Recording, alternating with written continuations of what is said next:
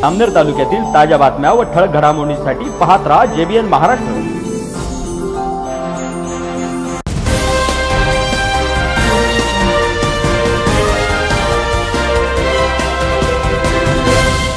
नमस्कार, मी ललिता गोपाळ। पाहूया काही ठळक वृत्त। आगामी होऊ घातलेल्या जिल्हा परिषद पंचायत समिती निवडणुकीच्या पार्श्वभूमीवर जामनेर तालुक्यातील राजकीय वातावरण सुद्धा आता तापायला सुरुवात झाली आहे।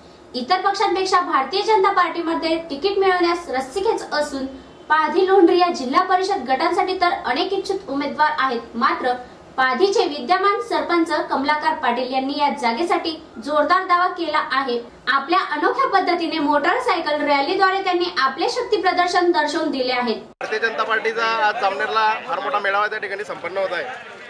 जिल्हा परिषद व पंचायत समितीचे जे इलेक्शन आता लागलेले आहेत, तर त्या इलेक्शन संदर्भामध्ये आपल्या पारधी लोंढरी जिल्हा परिषद गटातून सर्व कार्यकर्त्यांची अशी इच्छा आहे की सौ नीता कमलाकर पाटील यांना उमेदवारी मिळावी।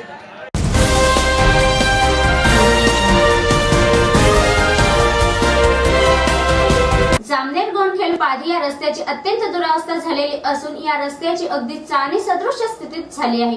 जागोजागी पडलेल्या खड्ड्यांमुळे वाहनधारकांना आपला जीव मुठीत घेऊन या रस्त्याने प्रवास करावा लागत आहे। सार्वजनिक बांधकाम विभागाने या रस्त्याकडे साफ दुर्लक्ष केलेले असून सध्या डागडुकीसाठी आणून टाकलेली खडी सुद्धा निकृष्ट दर्जाची असल्याचे दिसून येत आहे।